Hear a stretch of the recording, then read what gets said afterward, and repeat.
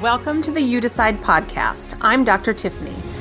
We're going to bring you stories of ordinary people who have chosen to live an extraordinary life, outside of their comfort zones and into confidence, possibility, and certainty. You are just one decision away from living your most aligned life, because let's get real, that's what we all want. Hello, You Decide listeners. It's Callyn and I again. Woohoo! Okay, part 2 to injury. Part 2 to getting you back on the field, and more so come back in your life is what I would kind of describe it as, right? Yeah. Not as much of, yes, at that, I mean, we're going to talk about getting back on the field and getting back on the court, but more so all the steps that it took to be there and how ego played a role. Yes. Massive. That was a big one. How you needed to trust yourself and your body and what it needed, how you needed to mind your mindset. And eventually you kind of said, screw it. I'm going all in, and I'm going to let go of all of the rest of the expectations that I have put on myself, that you feel someone else put on yourself, and you just did it. Right? Yep. Yeah. And so the last episode I talked about, she's one, well, probably, whoa, froggy in my throat. Probably the most disciplined person I know. You're 19 now.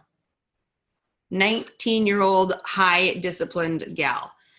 And yeah, I know that so many people will say it comes from parenting, and I get that, but you actually did the work.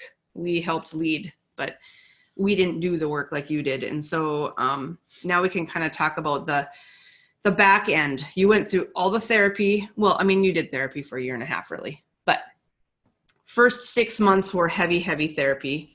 You started running again in what? Like Month 2 or 3. Yeah. Best day of my life. Best day.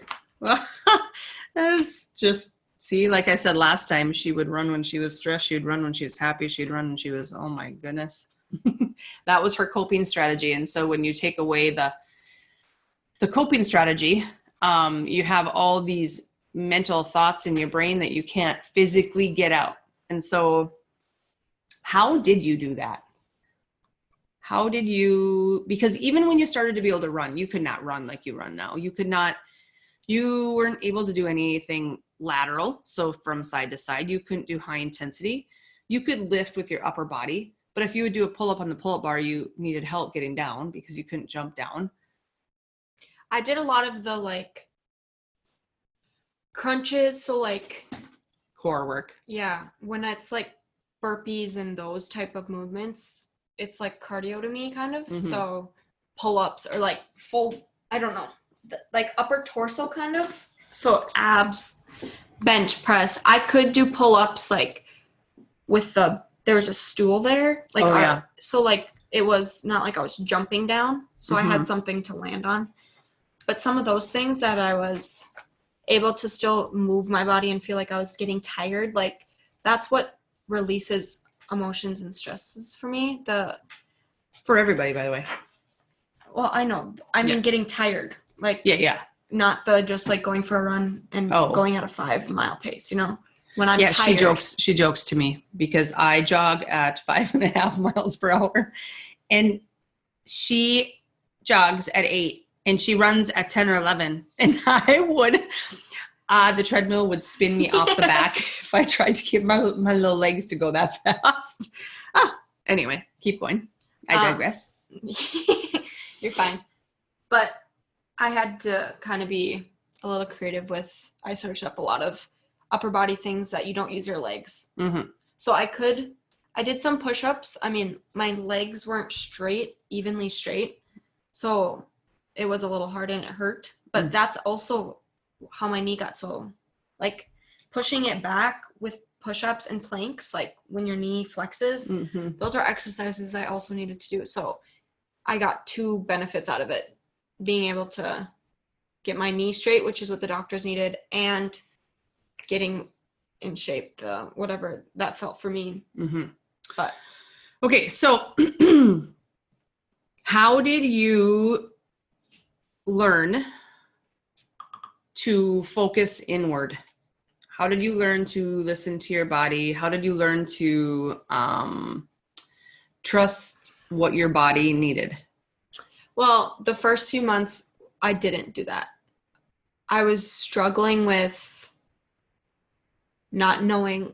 I didn't think it was going to be that hard. So I just thought of surgery, a little bit of pain, like you don't know what people go through. You're not with them all the time. So I didn't realize how hard it was. So I needed something else. Obviously, I couldn't run like my normal things I did.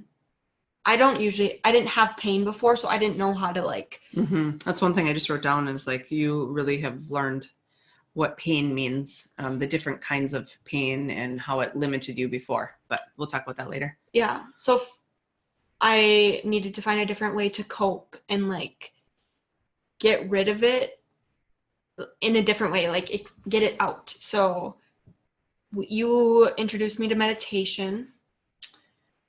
Massage helped with the like swelling because that was a big thing. So it would swell and it would just throb. So then like putting leggings on, painful. The tight pants that like my normal activities, I couldn't put my own pants on. I couldn't wear the same outfits. Like couldn't shower because you couldn't step into our shower. So those are the things that I didn't know before. So I just start kind of getting into what my body wanted and like what I liked and kind of dug deeper into that. So creative, those things like the stress relievers we talked about in the last podcast. Can you just do an overview quick of that just for people if you haven't watched that one?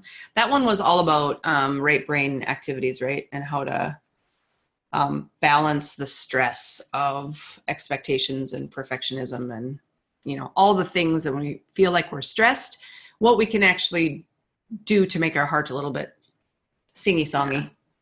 Yeah. I did a lot of coloring, like the adult coloring books that are like super fun designs, painting on canvases. Like I did Sudoku, yeah. Just as an outlet of left brain, right? Mm-hmm. There were a lot of little things that like I learned I like. I didn't have time before. That was part of it. I had so much time. I wasn't hanging out with my friends. I wasn't at basketball practice expending so much energy. And so just for a sidebar, for those who either think meditation is like crazy business or I don't have time or, oh my gosh, as soon as I get quiet, I can't stand myself, or it is the hardest 5 minutes of my whole entire life when I actually try to be quiet. That's what you said. I did not want to. I could do a minute and wanted to scream. I couldn't sit still. Mom's like, just take a bath and listen to quiet music. No, Mom. Like, that's like, I need loud music. I need to sing. I need to. Right. Because you weren't listening to that part of your body, your life, your heart, your anything. It's awful. She was just, she's always been a pusher. Like the next thing, not content with where she is now and always going to the next thing, which is amazing. But now you have more balance. You have more flow. You still push. You're an achiever, but you also understand when that doesn't feel right? Well, and giving yourself credit for what you've done. So previously I had like done things and never thought they were good enough, or were hanging out with people and wishing I was doing something else. Like I learned maybe not half, most of the time, the things you're doing now is what I wanted to do. Why am I wishing that I'm doing other things? So to always feeling like you need to move on to more and more and more, that's why you're with your friends or you're where you want to be. I learned a lot about pushing isn't always good, and sometimes it stresses you out more because it's not realistic, or why do you actually want to keep pushing? So how did you get over, I cannot be quiet for a minute? I just kept doing minute ones. Really? Oh, I suppose that's right. I had to. I couldn't do 2 minutes. Headspace is the app that we're talking about. Headspace has 1, 3, 5 minute, right? 1, 3, 5, 10. I did 20 now. Yeah. I know. Isn't that awesome? Mhm. Okay. So was it a conscious thought on, okay, just one at a time, one at a time? I did it before bed, so I wasn't like midday. Like some people can do it in between their activities because they're so stressed, but my body, when I'm winding down, is when my body needs to actually just go down to sleep. So that's when I did it. That's what I found was most beneficial. And I do think for the majority of people who it's not very comfortable for, do it before bed. I would suggest that you're not laying in bed because so doing it is better than not doing it, but falling asleep is probably not, I mean, it's not going to train your brain as well as when you're awake and you have a heightened awareness, but you're still not thinking. I mean, well, you are, but you're not giving yourself permission to think and then let that go. That's what they always talk about, right? But I find that when I lay in bed, that's when the most thoughts come through my mind. So when I'm like sad or happy, or so that's why sometimes when you are falling asleep, that's when the most like buzz is going on. There's so many things. So even if you are falling asleep, I found it was most beneficial to do it. 20 minutes was because I fell asleep about the 15-minute mark, but I didn't want it at a 15-minute because it helps me fall asleep when there's nothing on my mind. So that was why Awesome. Anything else on like internal healing, how you got accustomed to that? If not, we're going to go right into what it was like to get back on the court. Well, I had to get over the fact that I couldn't do everything. There was one setback I went, because I think it was every month we had appointments with the doctor. And there was one, he said, you are not on track. Yeah. And, 6 week. And I was like, oh, I've been doing everything. So that was the point where I was like, I'm going to do everything I can. But if my body isn't ready to heal at the point of returning at 9 months, or that was my goal, then that's okay, because I'm going to stress myself out way more thinking that I need to be back at a certain time if my body's not even letting me. So just the trust, I hit that point of, okay, whatever is supposed to happen is supposed to happen. I'm going to do everything I can, I'm not going to be the reason why I'm not there, but if something else happens, then that was supposed to happen. So that's interesting. I didn't consciously know that you went through, I mean, we all talked about it a lot, but good job. Thanks. Because it takes a lot for surrendering to happen. You know, that's essentially what you got to, is surrender and trust that doesn't mean you're not going to hold yourself to the high standard. That doesn't mean you're not going to follow through. That doesn't mean any of that stuff. But what that means is I'm going to do that, plus trust that the timeline is what it is. Yep. And let go of when you think you can get back on, because it was creating more dis-ease than. And my emotions were so much higher, thinking that I needed to be somewhere at a certain time, like month-wise. So I had so much more ease in my body, in my mind, thinking like, just do what you need to do and it will. The other thing I would say, I mean, I know we listed like 6 things that she did for the internal healing piece. And so chiropractic, massage, PT, multiple different physical therapists that help different parts, right? Meditation, supplements, yoga. And then the other thing I would say is you started to live with a level of gratitude that you hadn't before. For sure.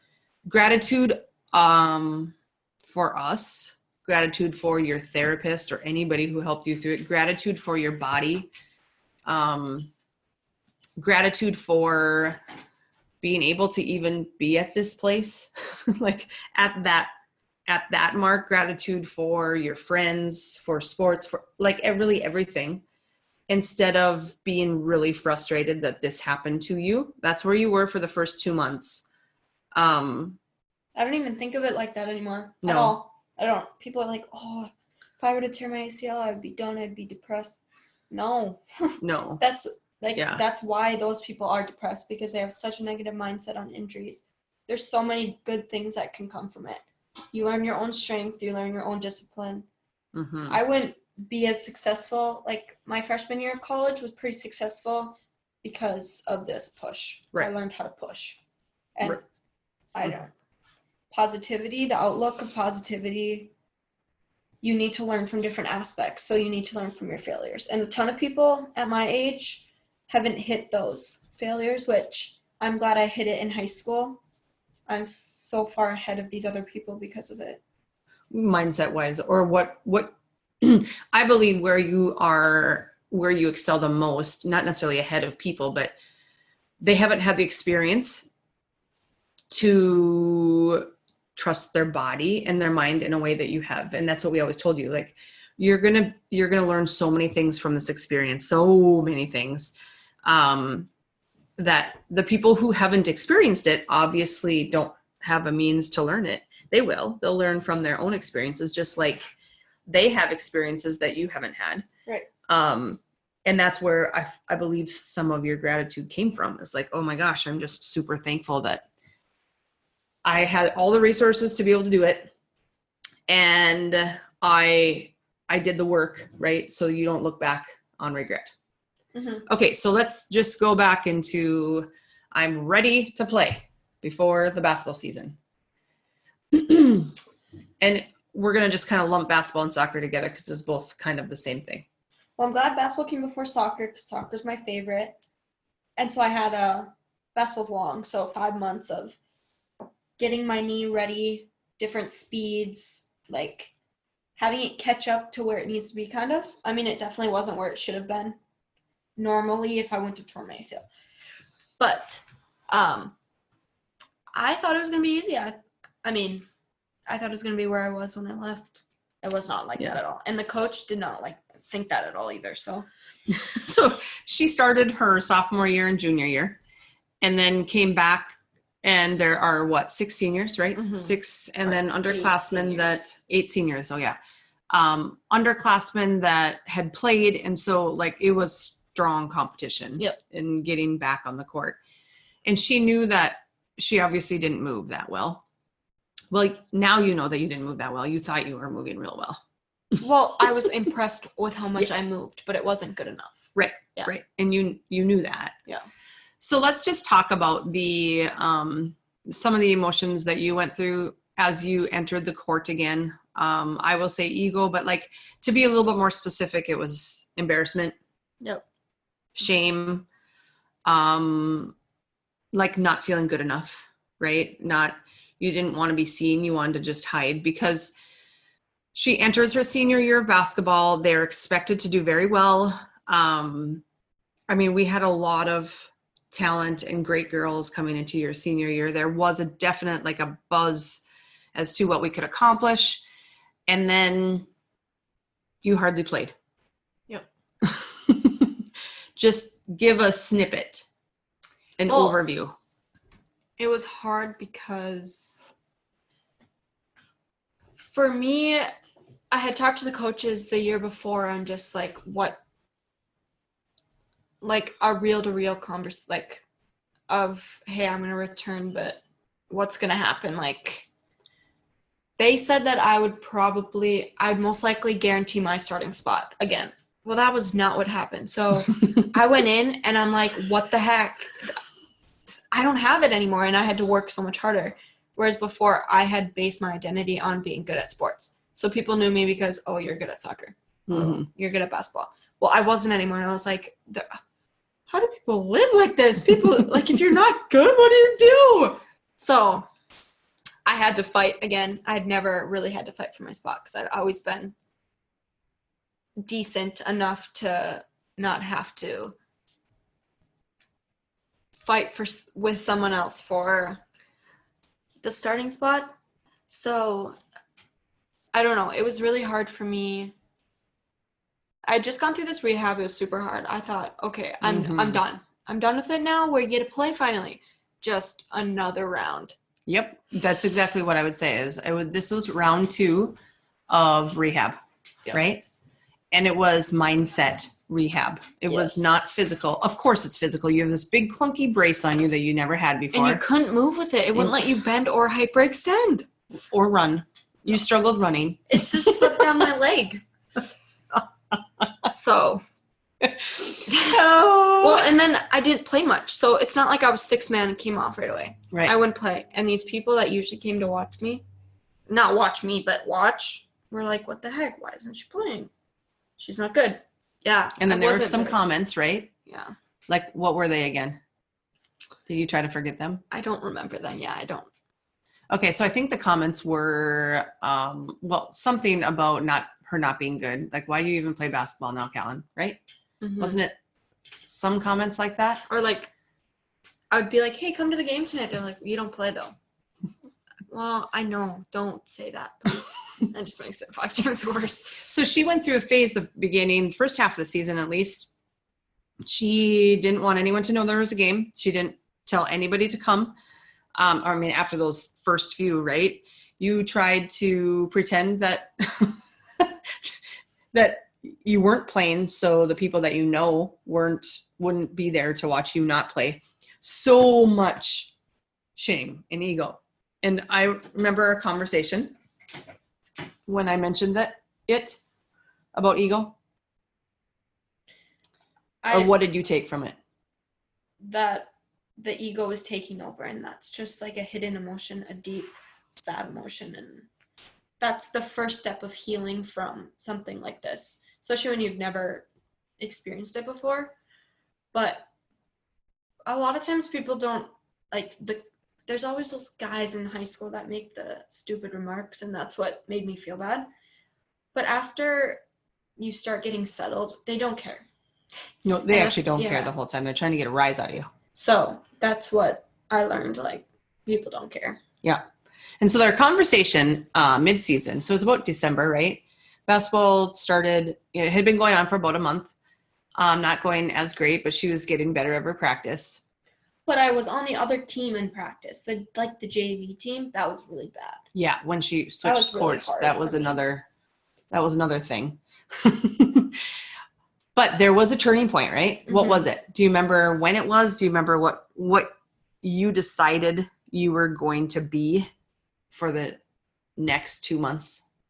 What shifted? I was going to be the best bench teammate. So cheer as long as you can, be that leader on the bench, because a lot of times people think they want to be a leader, but they are not supportive if they don't have their way. So they want to be the leader when they're the top dog or whatever. But the true leaders show when they're at their lowest point. So when they are supporting the higher people when they wish they were there, but they're not. So that's what I learned. And a lot of people appreciated that. And I think the coaches saw that as she's not being selfish about this. She's here for the team. And that's what I put my effort towards, being here for the team, being the best teammate. When I went in, working my hardest, and being grateful that I had this opportunity to play again. Because so that switched. This is definitely rehab part 2. Yeah. Like the whole cycle is the same. And no one would have ever guessed that I went through this. Right. No. Like, you don't see the mental. That's what people said. Mental's the hardest part of this injury. Right. Like, okay, yeah, I got that. I have a good brain. But that's what I was thinking the whole time. People I got this. I got a good brain. Well, I was like, we have good family values. Yeah, that didn't cut it. No, it didn't. Did you ever read Abby Wambach's Lead from the Bench? I wondered if I'd show. I will. I'll put this out somewhere, but otherwise, just look it up. Abby Wambach is a U.S. women's national soccer player, and she's not anymore. She's retired, but her last year, she didn't start, and she was as we would say in like football, All-American. She was a stud. Getting older, because wasn't she upper 30s or 40 by the time her last few years were? But her whole message is lead from the bench. If you're not a leader on the bench, you're not a leader. If you're not a leader when the chips are down, you're not a leader. And if you're not able to get over yourself for the betterment of everyone else, you're not a leader. So figure out how to get to that point. And that's your second half of basketball was completely different, right? Yep. when And you I was shifted. a sixth man, so then I started to accept that I was off the bench. He'd take me off for one of the 3 guards, and that was just what the every game was like. So I started to get in the rhythm of that's what it was going to be like, and I was totally okay with it. Well, and okay, so you went from playing about 8 minutes to about 30, 25 to 30, and that hard-nosed mentality was what did it, right? Yep. The like, I don't really care about what this person says or thinks, or what the crowd says or thinks, or not being good enough. I'm just going to go out and give her. And then that's like, I've learned so much about after I trusted that my body was going to do what it's supposed to do when the surgeon said that in rehab. Well, after I accepted that this is just going to be what it was, I was going to put as much effort in my senior year. Things just got easier, and it was like on my side. So I've learned so much that if you just let it go, you aren't so like high and low all the time, that things start to go in your favor, and that's ease, flow, right? that's what happened. It just started to not be so hard. And that's exactly what happened in soccer too. Like the transition, the physical transition and the mental was a little bit like this in soccer, but nothing. Basketball was your like massive aha. And Soccer, then I was still like the stud though. I mean, not the stud, but like yeah, I had been relied upon all 4 years. So right. And you worked back in, I mean, that was still your role then, but your performance was not the same. no. And so that's what you struggled with is I still don't feel like I'm helping my team as much as I could, but it was not as massive of a change as in what high school or what basketball was, right? Yeah. Because you went through the same thing in college, a little bit of that, right? Mm-hmm. All the lessons that you learned in basketball of not being the best or not being in the top 10%. You had to just grind. You had to work. You had to believe in yourself. You had to put in the effort in a different way. And it paid off. Yep. It always pays off. For sure. Right? Okay. If you put the work in, yes. If you put the work in, when you put the work in, things, as she says, things start to go your way.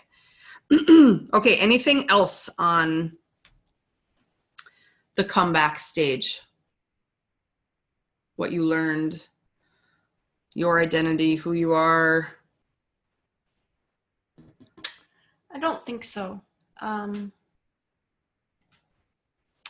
Obviously, we talked about gratitude on just like when there are people in this position and you're the friend or you're the mom or you're the acquaintance.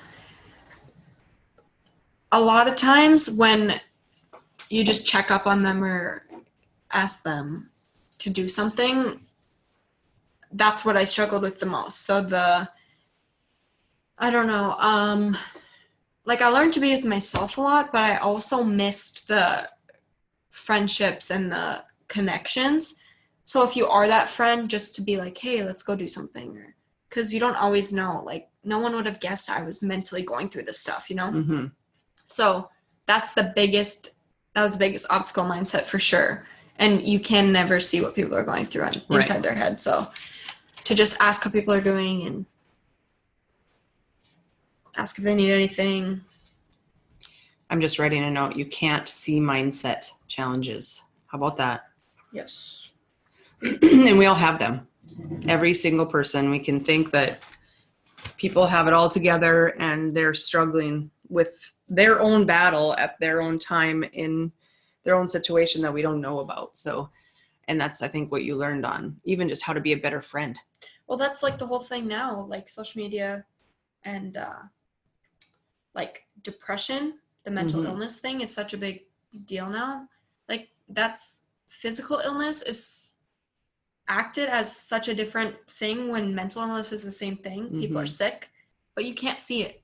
And that's why asking people just... Well, being responsible for what you need, right? So instead of like owning it to know I am struggling here, this is what I need to do, this is what I need to ask for, instead of expecting that other people can read your mind, because they can't. So step up, and that's one thing you did. you were the only one, you became, I guess the first few months was a struggle, but you started to realize that you were the one responsible for your success in your health, in your life, and to never live a life of regret by taking the short corner. And seeing what other people, if they're in the same situation, what they're going through, that you need to be for them at this time or in this time. Yeah. You know? So. Yeah. It's been quite the 2 years, eh? Yes. Yes. All right. If that's all, Cal, is it all? Yes. For Okay. today. For today. That's all for today. Thanks. And we would love to hear your stories of your own. I don't know if it's personal triumph. It's a hard word to say, or your struggle and how you overcame it. And because how we go through things might be different than the next person, but our struggles are all real and we all have them. And part of it is just acknowledging that we have them. And that everyone's is unique and everyone has their own issue. We can't judge whose is worse. Exactly. Things are their own. So yeah, I love that. We can't judge their stuff compared to ours. Comparison is the thief to happiness. Yeah. Have you heard that one before? No. It is. All right, folks. Thanks for listening. We love you. Bye. Bye. She says, yawning. Thank you so much for listening and being willing to go all in. Ditch the excuses and the comfort zones and make a decision that nothing can stop you. You can find the show notes below, and I'd love for you to share, subscribe, and rate this podcast, but only if you love it.